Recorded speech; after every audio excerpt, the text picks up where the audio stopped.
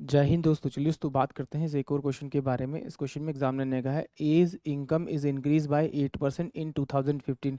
यानी 2015 में जो ए की इनकम है वो 8% बढ़ जाती है। देन 2014 में जितनी थी उसका 8% वो बढ़ जाती है। And in 2016 decrease by 6% than 2015।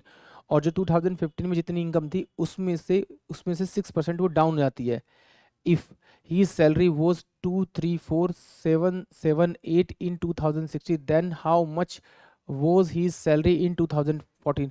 Examiner पूछ रहा है कि 2014 में उसकी सैलरी क्या थी। तो मैंने माना कि 2014 में सैलरी उसकी एक्स थी, तो सैलरी तो 2015 में कितनी होगी कि 108 बाय में 100, क्योंकि 8% बढ़ गई है उसकी सैलरी।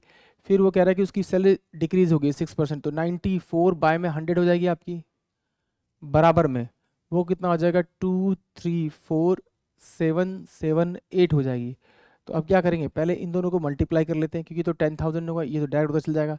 तो कितना होगा आपका 832 और 4, तो इसमें क्या होगा 8 9 72 और 9, इसको जोड़ेंगे तो 2 5 1 और 10। यानी कि अगर इस नंबर को 234,778 और ये 40 को अगर मैं डिवाइड करूंगा किससे 10152 से, तो मुझे मेरा आंसर मिल जाएगा वो 2000 जो 15 थी उसमें उसकी क्या 2014 में जो उसकी सैलरी थी वो मुझे मिल जाएगी।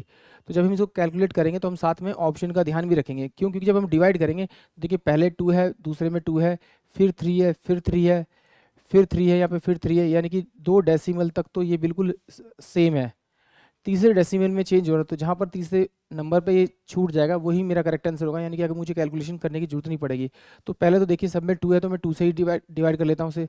तो ये कितना होगा 3 और 2 5, 3 और 2 5, तो 2 दूनी 4, 5 दूनी 10, 2 और ये कितना हो जाएगा आपका 3।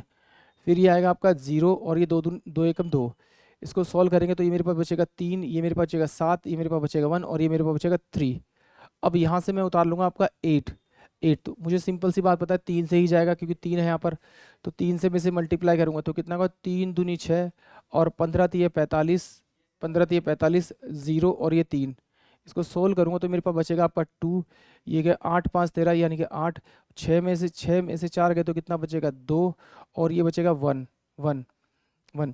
फिर मैं यहाँ से उतारूंगा आपका 0। अब 0 के बाद देखना है मुझे 2 नंबर ले लिए, या तो मेरा 1 आएगा या 4 आएगा या 8 आएगा या 6 आएगा। अब मैं इसे चेक करता हूँ। तो अगर मैं इसे अगर मैं लूँगा 2 से तो ये बड़ा हो जाएगा, इसका मतलब 1 ही आएगा। तो जब 1 से मल्टीप्लाई किया तो 10152 आएगा। तो इसका डिफरेंस करूँगा तो ये 8 आएगा। यहाँ पे इसका मतलब 6 बचेगा, 7 में से 1 गया तो 6 बचेगा, और ये आपके पास कितना बचेगा 2 बचेगा। यानी कि 2668 ये मेरे पास में आएगा। यानी कि जिस ऑप्शन में 231 होगा वही मेरा करेक्ट आंसर होगा। 231 इसमें है नहीं, इसमें है, तो यानी कि ऑप्शन ए ही होगा, और किसी में है ही नहीं। तो मुझे आगे कैलकुलेट करने की जरूरत नहीं है। अगर आप चाहें तो आप कैलकुलेट कर सकते हैं। आई होप आप सभी को क्वेश्चन समझ में आया होगा। जय हिंद, जय भारत।